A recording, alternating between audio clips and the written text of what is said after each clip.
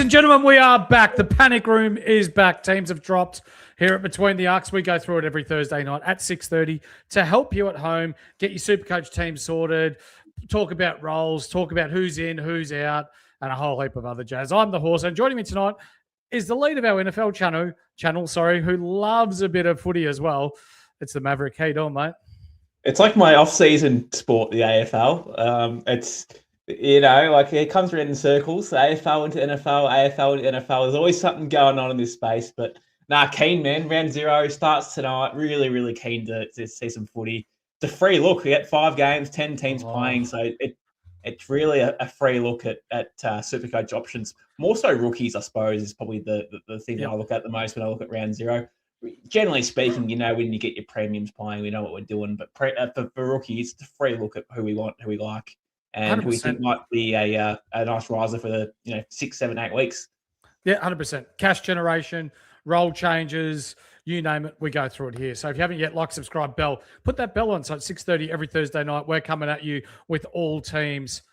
Thumbs up as well. We love it. Also on audio, 5-star reviews help us keep the lights on here at Between the Arcs. So we are here to talk about the teams, who's in, who's out, and a whole lot more. But we'll get cracking straight into it, mate. The first game is going to be brought to you by the good guys at Stromcrete. Concreting, driveways, footpaths, pools, sheds, you name it. These guys do it. Drop Between the Arcs when you're talking to Strommy and the boys, and they'll drop 10% off any job that you get done through them. Thanks to the guys at Stromcrete. So tonight, it's the Swans, Phil's Mob versus Carlton. And Hurls is not really looking forward to this one, Maverick, because he hates both teams. But let's talk about the ins for Sydney first. Jai Sarong, Charlie Curnow, and Malcolm Roses. One being more prominent than the other two. So well done to Malcolm Roses for being better than the other two. But let's talk about Charlie Curnow. It would have been a hot minute since he would have been laced out on the tit, leading out a full forward by the likes of Errol Goulden, Nick Blakey, Isaac Heeney, these sorts of elite ball users. We didn't really get that at Carlton. How do you see him performing this year for the Swans? Not so much from an AFL point of view, but from a SuperCoach point of view, mind you being at 377K. He's a risk. Now, don't get me wrong, he's a risk. But this is the whole purpose of mid-price players, is there's a lot of reward for this sort of guy. Now, I've seen a lot of predictions in the pre-season where analysts, experts have got him winning the Coleman, right? This guy's legitimate, right? He can play. Mm-hmm. So you're right, mate. He has a midfield upgrade compared to he had at Carlton last year. The ball moves a lot better, smoother, better ball users through the middle to get him the ball. And if he's fit and healthy, mate, he's honestly, he probably will hit 500K if he's fit and healthy, ready to go. So I fully expect him the top 3, top 4 in the Coleman worst case scenario if he's playing 22 games for the year. Definitely, being the number 1 target in a team like the Swans, he is likely to kick a lot of goals. But mind you, playing against Carlton tonight, he would have played a lot of match sim against the likes of Jacob Wiedering, so they will know each other inside out and may not be a night for goals for Charlie. But Jai Sarong averaged over 90 for the last 2 years in the VFL. He looks likely to make us some good cash as a defender rookie this year. Malcolm Roses, I'm not so high on, 140K forward. I think there's better elsewhere than Malcolm Roses. But let's talk about Carlton. They've got 7 new players playing tonight. Ollie Florent, Will Hayward, both from the Sydney Swans, playing against their old team. Jagger Smith, probably the shortest rising star favourite in history. Campbell Chesser, Deadly's man. Harry Dean, high draft pick. Ben Ainsworth from the Gold Coast Suns. And Liam Reedy, who you'd say would be the number 2 ruck at Carlton this year behind Shitnet. Yeah. I don't rate Shitnet. I never really have. I still don't. I never will. So Reedy's a real opportunity here for him to make some money. Keen to see how he goes tonight. Really keen to see how he goes tonight. If he bangs in an 80-point game tonight, then he's a lock for my team. He's already in my team at the moment. He's in the forward line currently. But if he bangs out, even 75 plus, he's in my team straight away. Harry Dean's another interesting one that I'm keen to see how he goes. 194K, probably on the expensive side. But again, if he's 100 plus tonight and he dominates, then he's legitimate. He probably comes in my squad too. So really, really excited to see how those two go. They'd be my biggest watches for the night, those two. Yeah, definitely. So we look at the Sydney Swans team, Grundy, Goulden, Warner in the midfield. For Carlton, Pitnet, Hewitt and Walsh. You look at the Sydney Swans back line, it is going to be a very Callum Mills and Nick Blakey generated run out of defence there, with Wicks being the lockdown defender, and then you got your three key backs.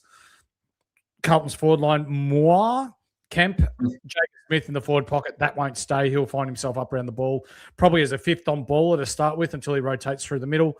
Lockie Fogarty, Harry McCoy, and Ben Ainsworth for Carlton. Now, my big three that I'm watching tonight, mate, before we move into the next game, is Grundy. I still think he's going to be the number one ruck in coach this year. Isaac Heeney, they're all from the Swans, and Errol Goulden.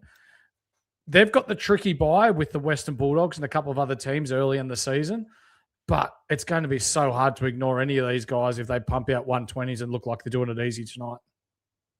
Yeah, absolutely, mate. Absolutely. I couldn't agree more.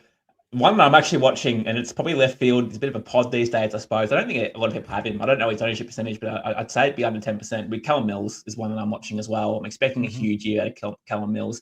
Price at 5.38. So, I haven't seen him in a lot of teams out there, to be honest. So, really keen to see how Callum Mills goes. I'm expecting him to average over 100 this year, to be honest with you. Really keen to see how he goes. Mills is currently 538K. Ownership percentage, under 10%. Yeah. Not too bad. He's one. I'm really high on him. Really high on him this year. And he needs to be. He's been disappointing for him for a while now. So time for him to step up, play a full year and dominate. Yep. We see Jai Sarong on the bench. Not really worried by that. He will be in the back line rotation. Angus Sheldrick, people have been asking about him. I think we can have a solid look here. And Elijah Hollands at 277K. Let's check the mindset out before we go anywhere near him. Taylor Byrne, as an emergency, Carlton fans do rate him. He might be a downgrade target if he finds himself waiting until round 3, round 4 for his debut. Who's your tip tonight? Sydney by about 7 goals. Yeah, I reckon it'd be 24 plus. 4 goals plus for sure. Let's go into the Gold Coast Suns versus Geelong game. And this is one that I actually think will be a little bit lopsided. Some don't agree with me, but let's see what happens tomorrow night. Happy to be proven wrong. Zeke Ulan, Christian Petracca, 2 ins for the Gold Coast Suns. James Warple is the sole new kid for the Geelong Cats. He'd be enjoying me calling him a kid when he's about 100 years old. But we see here followers, Mark Blixabs has been nominated as the ruck tomorrow night. Mitch Edwards is the emergency. Jay Polkinghorne, also an emergency. So I think you'll find, they haven't named... No, they haven't named no Jeremy Cameron. That's very interesting. And no Danger. No Bowers. No Stengel. Yeah. No Myers. That's not a solid side at all. So, no, there's Myers there. So you've got a forward line of Jack Martin, Shannon Neal, Ollie Henry, Brad Close, Sean Manor, and Graham Mars. That's probably one of the weaker forward lines that Geelong would have put out in recent memory. How do you see this going? Yeah, it is a weak side. It is a weak side, but they are really well coached. So, despite I think they're going to be losing the game, it still might be a pretty close game. I'm actually really expecting Gold Coast to have a massive, massive year. This is their year to be top 2, top 3, really at the pointy end of the year. But Geelong are well coached, as I said. So if it's close to game, I'm really not shocked. They're still a good side regardless. It's dangerous, move the ball pretty well. Yeah. But yeah, nothing on Geelong here that really excites me super coach wise. I'll be honest with you. There's nothing there that really gets me going. I don't really own a Geelong player in my team at the moment, I don't think. I'm interested to see how Lawson Humphreys goes down back for the Cats. Tanner Bruhn, fingers. He's named on the change. Yes. We'll see if that role sticks, whether he goes across half back or whether he is inserted into the midfield. So that's a heavy watch. Sorry, just to, on that as well, you spot on about Bruhn. Spot on. He's one of the guys that we need to watch. But Max Holmes is another one I think is a must watch as well. Premium player, I think. I actually think he's, maybe could be a top 6, top 7, top 8 midfielder this year in Supercoach. So again, if you start with him, one to watch to start the year to see how he starts and hopefully no injuries. Yep. Leo Lombard, we see named in the forward pocket. He'll get some burn up around the half forward flank. Hopefully, if we see 60s to 70s out of him, we're stoked with that. No real surprises there with how the Gold Coast are lining up. Alex Davies will be the Matt Rao replacement. He'll be the in and underman. Ben Long will go forward. Zeke Ulam will play back. Oscar Adams is a back, and Jai Farah is a forward. So for me, there's not really too much to watch in this game. Potentially the role of Christian Petracca and how much time he gets at CBAs. But you're looking at the rookies, Leo Lombard, not much else. No Jamara. No Jamara either. He's got to wait for his debut. For me, it's Gold Coast by 7 to 10 goals, actually. Yeah, I've probably got it more at the 3-4 goal range, to be honest. But again, I wouldn't be shocked if it's a blowout. It's a good side, bloody good side. Keen to see how these rookies go for Gold Coast for sure. It's a must watch. I got 2 of them in my squad, so yeah, really keen. For GWS, they play Hawthorn NG Stadium. Phoenix Gothard is in. He's a nice little cheap rookie that we could pick up 119K. Clayton Oliver, first game for the Orange team. And Jaden Laverty, you're a Bombers man. How do you think he'll go at the Orange team? We already know, mate. We've seen it for too long. Not great. You know what? So we're both Essendon, man. There's a fair chance he'll come out and dominate because he's not on Essendon's list anymore. Probably, but I doubt it, mate. He's a spud. He is a spud. You're right. Now, this is going to be interesting because we talk about the change in ruck rules, Mav. And we've got Kieran Briggs versus Lloyd Meek. 2, I guess, rough and tough type ruckmen. They don't rely on speed. They don't rely on skill. They more often than not rely on strength and positioning of their body to get, dominate around the ball, and to get those dominant hit-outs. The new rules don't favour each ruckman or either ruckman, So it's going to be interesting to see how they battle it out against each other. Nil all draw, mate. Nil all draw. If I had to pick someone, it would be Lloyd Meek. He did have a good year last year. Change of ruck rules does hurt him a little bit, but I would probably back in Lloyd Meek if I had my if I had a choice. But again, mate, these guys aren't really Supercoach relevant for us anyway. I wouldn't imagine it'd be anyone's side at all. No. Stephen Coniglio has been named on ball to replace Tom Green, Finn Callaghan. Clayton Oliver's named in the middle as well. Lockie Whitfield, Winnie Blues and Lockie Ash down back. Joe Fonte off a halfback flank looks to be quite a good young player. Hopefully that position sticks. Harvey Thomas up on a wing. Josiah Delana on a half-forward flank with Phoenix Gothard. That's a relatively inexperienced half-forward wing, half-back flank if you take out Ash. You've got Fonte, who's played less than 20 games. Angwin, he wouldn't have played 40 games yet. Harvey Thomas has probably played 30. Phoenix Gothard hasn't played a game, and Delana's probably played, 2? So there's not much experience going on there. How do you see this game playing out? Well, I'm actually shocked that Finn Callaghan got up, to be honest with you. They were sort of 50-50 on him going into round 0, and he got up. So let's see how he performs in this game. Again, a lot of super coaches have got him in the squad. Obviously, no Tom Green. If that's a good thing or a bad thing, I'm not sure just yet.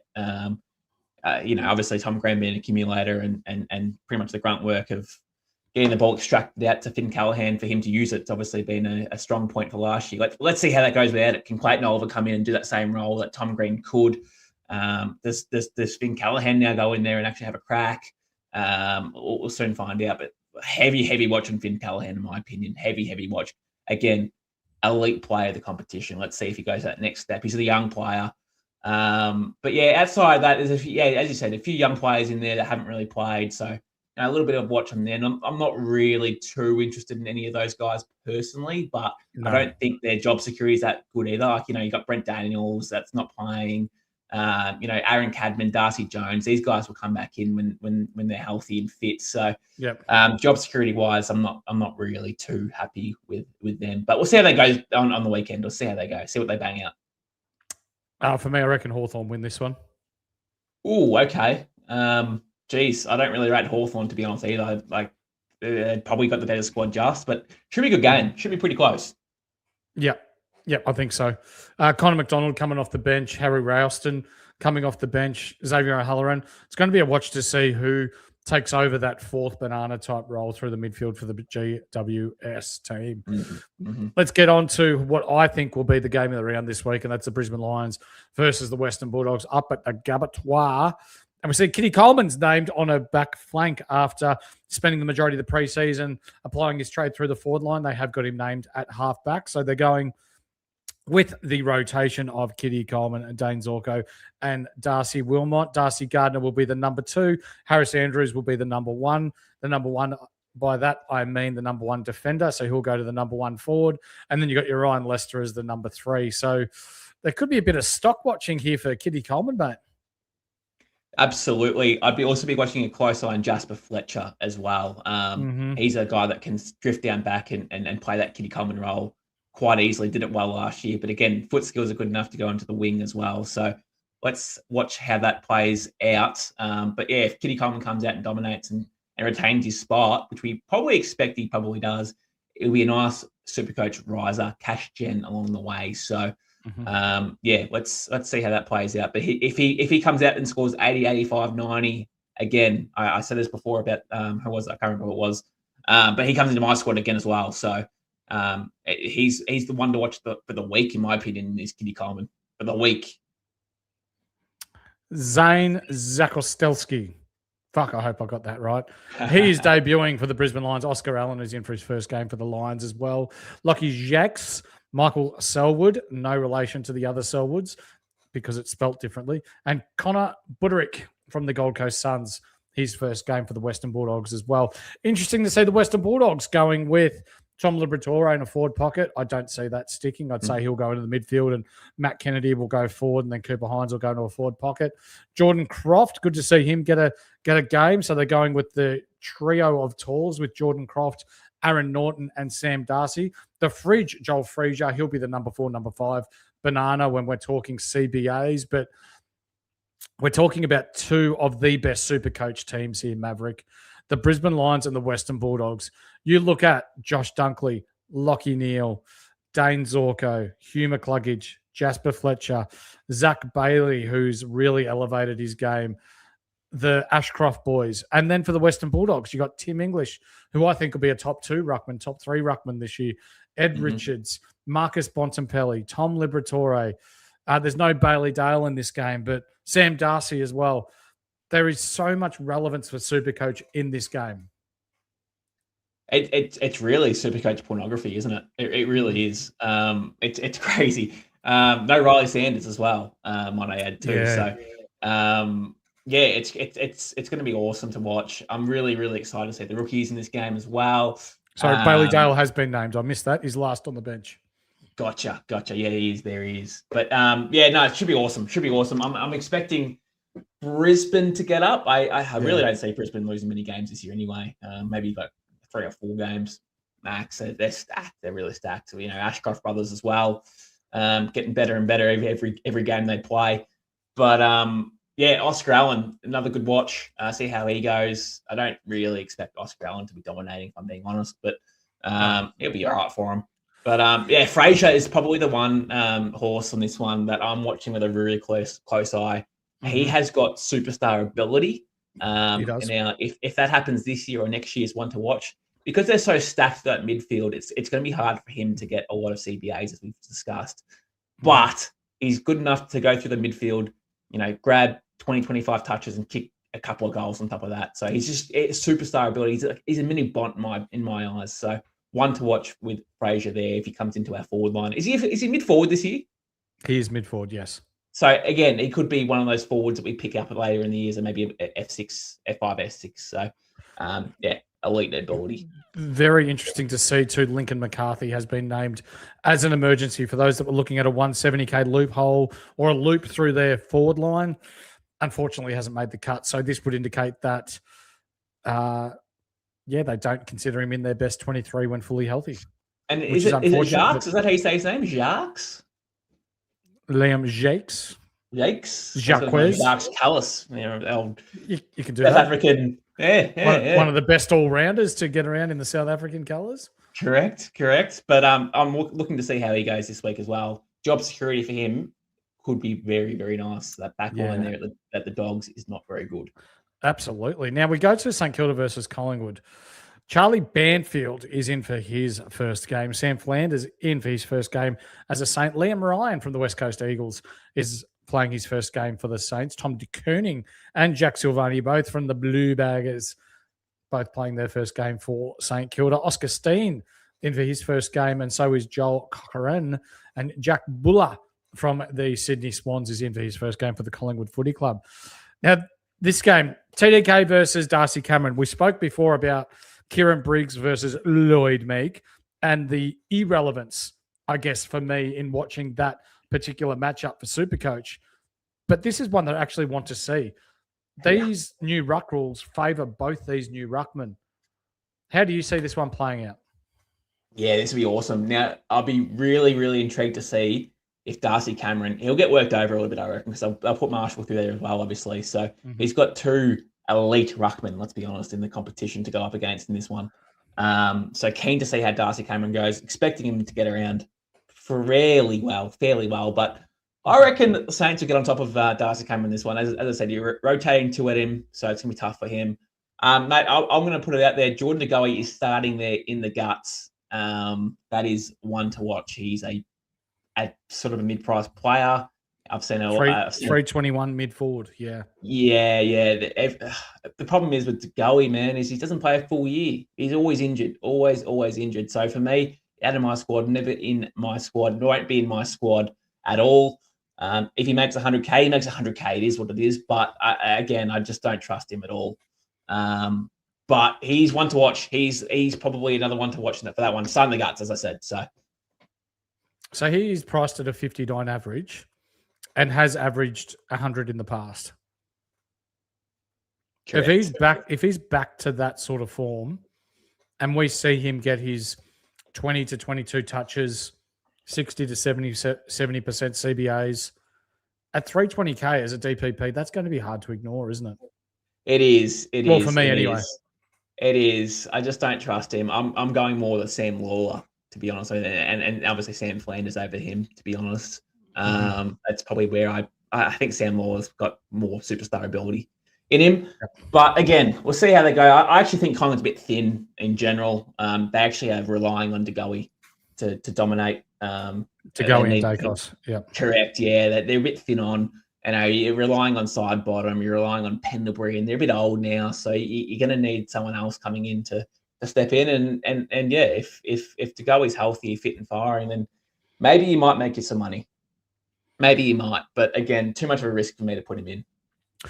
For sure. Naseo, Wanganeen-Milera, he'll be on the ball. Jack Sinclair will be half back, so don't believe what you read there. But Nas has the potential to be a top 2, top 3 player in the AFL this year. He has got some superstar ability, and really looking forward to seeing him play. I like Max Hall up forward for the Saints as well. Marcus Windhager, when he's not tagging, is an elite ball getter. I won't say ball user, but he's able to find the ball very well. But is there a chance, you reckon, if Windhager goes to Daicos in this one? I think he will. I actually think he will. I think it's hard not to. I mean, last week he was playing on like half back and racked him up, right? Absolutely racked him up. And then went in the midfield and played a defensive job and still racked him up. So he's one of those players that can do a defensive job, but still also hurt you offensively as well. So I expect him to have a real heavy tag with Nick Daicos. It's a Ross Lyon mantra of playing defensive footy, really. They always sort of run someone, especially the best player in the squad. So, yeah, absolutely, I expect Windhager to go to Daicos. And that might hurt Daicos as well, because, again, Daicos not really too good with the tag. Well, we saw last year that Daicos got a 66 in round 1 against the GWS. Giants cramped halfway through the third quarter. A lot of people jumped off, given that it was only a 66 early on. He only ended up losing 20K and then averaged his 120s for the rest of the year. So, yeah, not all things we need to believe in or act on in round 0, but Nick Daicos is a massive watch. For me, Dan Houston and Josh Daicos down back, it's 6 in one hand, half a dozen in the other. I don't think either of them have got the ceiling to be in consideration for top 6 defenders this year. We saw last year Daicos had one 190-point game, but then his next high score was 120 and only scored 700s for the year. As for Dan Houston, not being the main banana down back, the person or the man bringing the ball out of defense hurts him as well. and the fact that he's got to go find his own ball. He probably isn't elite in that area. Whereas at Port Adelaide, they were trying to get the ball in his hands at every possible opportunity. Therefore, that's why his scoring was as good as what it was. So he's playing more of a defensive role too. So again, for Supercoach, I hate that. I want him getting cheap, uncontested ball. None of this defensive crap that goes along with it. We want him cheap handballs at the back and just racking them up, right? Is there anyone else you're looking at in this one? No, not really. Nothing really grabs my eye at all, to be honest. Okay. Maybe Sam Flanders, obviously, but I'm not really too scared of Sam Flanders either. I think Sam Flanders is going to be in everyone's team. Correct. He'll be odds on to be a top 6 forward by the end of the year. But yeah, the likes of Jordan De Goey, Nick Daicos, these sorts of players, they're on my watch list. For St Kilda, I'm a big fan of Nas and Jack Sinclair. They do, well, of course, they're on the same team, but having the same bye, it's something that you're going to have to navigate carefully, especially if you've got the likes of Sam Flanders and Mateus Philippou in round 4. So something to consider there. For Collingwood, there's no one really else that I'm looking at here. Potentially, not even Jack Buller, because he's more of a key forward and not really a fan of those when it comes to Supercoach. Who do you think's going to win this? I think Saints by a lot. I think between 8 and 10 goals. I think they're going to smack them, to be honest. Yeah. Look, I don't really rate the Pies coming into this year. I think they could be the biggest, I suppose, they could finish 9th, 10th, 11th, like somewhere in that range. It's very possible. The downfall for Collingwood could be real this year. I'm not really scared of them. I look at this roster or this list as such. I don't look at it and go, yeah, cool, they're going to be a top 4 side. I don't see it. But with the Saints, they've topped up a bit as well. Some good players in. The kids, they've got better and better. And then obviously got some elite players like Naz and I suppose Sinclair as well is an elite player. I like Darcy Wilson, I like Max Hall. They've got some young kids there. They've obviously starting to build a good list. They are starting to build a good list despite them topping up. But yeah, I actually expect Saints to be top 6 this year, to be honest with you. I think they've got a pretty solid list if they're healthy. If they're healthy, bang on. So St Kilda for you, I think Collingwood will win this just purely because it's at the MCG. And Saints don't particularly play the G that well. Hugo says Jack Carroll. Yeah, don't mind Jack Carroll, mate. He's worth a watch. For me, he's not in my side at the moment, but that could all change if he's at 119K as a mid and he scores 80 this round. Then you've got to look at that cash generation and go, well, maybe he is the one for my bench. Mav, that's going to do us. We try and keep these episodes to under half an hour. And we've brubbled on a little bit because there is only 5 games and not the 9 this round. Where can they find you on socials, mate? They can find me at IFS Maverick. I primarily cover the NFL, but I love to talk footy. AFL, I love to talk footy. Flag Dons are back. No, not this week. Next week. A good 22-0 season coming in. But it's awesome to have footy back, man. I'm keen to sit on the couch tonight, watch the game, and really just monitor the Supercoach situation. It's one of the best times of the year. This early on in the Supercoach season, best time of the year. And even with the NFL, you got some dynasty and draft stuff coming up? Yeah, we do. We'll probably start popping them out by about April, June, probably after the NFL rookie draft. So, yeah, looking forward to that. We'll start pumping out some content, probably 1 episode a week come rookie season as well, sort of April again, sort of around that area. So 1 episode a week, try and help out with your dynasty sides, and then we'll start pumping out some content for redraft leagues, and we'll ramp up by about June, July, August into the year, and first ever NFL MCG game in September. So that we're all excited for that. That's pretty cool, isn't it? Excitement there. So yeah, looking forward to the year. Ladies and gentlemen, that's going to do us. Remember, it is okay to not be okay, and it's not weak to speak. So if you are struggling, reach out to a loved one, send us a DM. We're here for you. You're not alone in this world, okay? And more importantly, or not more importantly, sorry, because your own mental health and well-being is the most important thing, but importantly, footy's back. It's something that unifies all Australians. We love our sport, and whoever it is that you support, hopefully you enjoy round 0. Round 1 is coming up next week. We're going to have 5 shows coming at you between Sunday and Thursday next week to help prepare you at home. Beat your mates, beat your work colleagues, beat your mum and dad, beat your sister or brother, win your cash leagues. We're here to help you. So on behalf of SuperCoach Insight, enjoy round 0, and we'll catch you Sunday night where we'll go through a detailed preview. We'll see you then. Peace. See ya.